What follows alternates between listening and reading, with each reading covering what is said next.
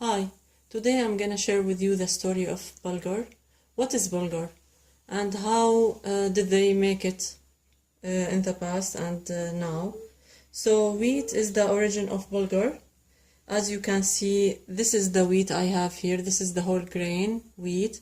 You can say that the wheat is the prototype of Bulgur and another kind of grains, which is frike. Wheat could be peeled, which means that the out layer is grated away, and this layer is rich in fibers and vitamins, especially vitamins B. So when they grind the peeled wheat, we get the white flour, which is used in making cakes, pastries, pancakes, etc. And the wheat I have today is the whole grains.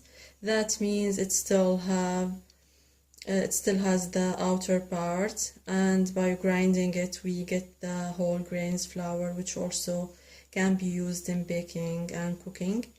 Now, how do they make bulgur? It's a part of my culture.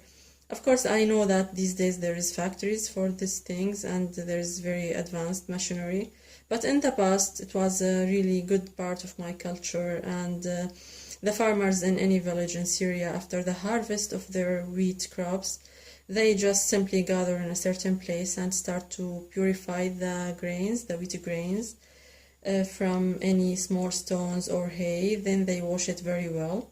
After that, they can put it in a huge pot or container, which I remember that it was a clean barrel cut into two halves. And the funny part of this, that it could be borrowed the next day by a second neighborhood, so the whole village will use the same container after washing it.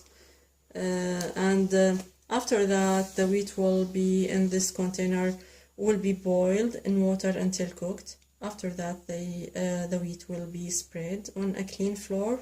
Usually it is the roof of the farmer's house. And by the way, the houses in Syria villages are straight in design, so there's no triangles roofs or like in USA or in Europe. And the roof was another place to sit and relax and to gather as a family beside the backyard and the front yard. Now back to our bulgur. After spreading the grains for a few days to be dried under the sun with stirring once in a while, then it will be collected and sent to a special place like a mill to be grounded for an affordable fee. Then the farmers at this stage can choose how fine or coarse the bulgur could be. For example, here I have the number 1 bulgur. As you can see, this is the fine one. And then this one, the coarser one, number 2. The more coarser one is number 3, and the largest one is number 4, this one. Mostly I use number 4 and number 1. In the future, in my videos, probably you're gonna see these two only. So this is the bulgur, and the bulgur, which is golden or yellow color. And I have another color, which is the red bulgur, like this one. It's different in color. You can compare. See, this one is really, it's dark brown, but we call it red bulgur. So this one is very common in the north part of Syria and also in Lebanon. But in the south of Syria you can only see the golden one. This one.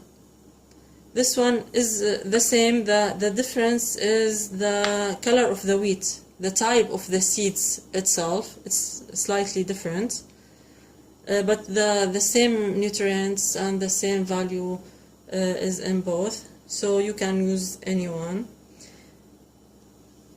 And I have another kind of grains, which is frike, this one. As you can see, this is the green colored one.